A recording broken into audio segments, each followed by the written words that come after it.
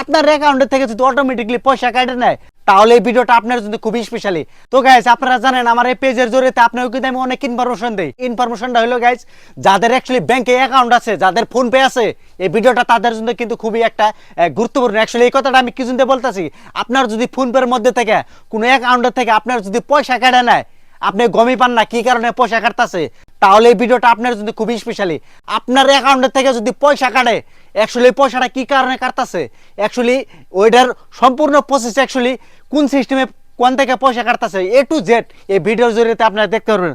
প্রথমে আপনারা কি করবেন জানেন, আপনার যদি মোবাইলে যদি ফোন পে অ্যাকচুয়ালি আছে ওই ফোন পের মধ্যে আপনার ফোন পেটা অ্যাকচুয়ালি অন করবেন। অন করার পরে অ্যাকচুয়ালি আপনারা ওইখানে আপনার ওই ফোন পের মধ্যে আপনারা কি করেন জানেন, ফোন পের মধ্যে আপনার যে অনেক ব্যাংক কিন্তু অ্যাকচুয়ালি ফোন পের মধ্যে আপনারা যার যে ব্যাংক আছে ওই ব্যাংকগুলো অ্যাকচুয়ালি আপনারা ওই ফোন পের মধ্যে অ্যাড করেন।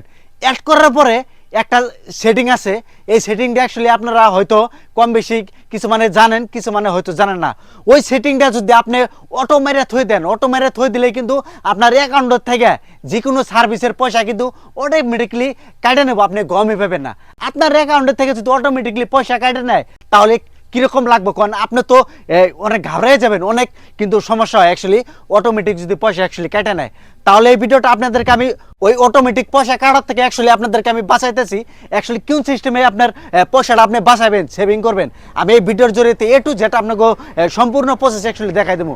প্রথমে আমি আপনাকে বলছি আপনার ফোন পের যেটা অ্যাপস ওই অ্যাপসটা অন করবেন। তো ফোন পের অ্যাপসটা অন করার পরে এই যেখানে দেখেন আমি অ্যাপসটা অন করে দিছি।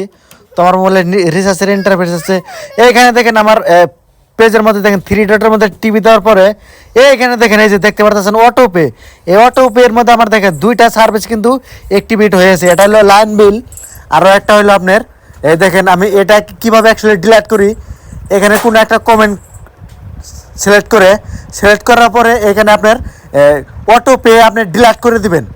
এই যে আমি অটো পে ডিলিট করতেছি, দেখেন এই যে কনফার্ম মেরে দিলাম। কনফার্ম মেরে দেওয়ার পরে একটু টাইম লোডিং হবো। লোডিং হওয়ার পরে অ্যাকচুয়ালি আপনাদেরকে আমি দেখাইতেছি, দেখেন আমার এই অটো পে রিমুভ হয়ে গেল।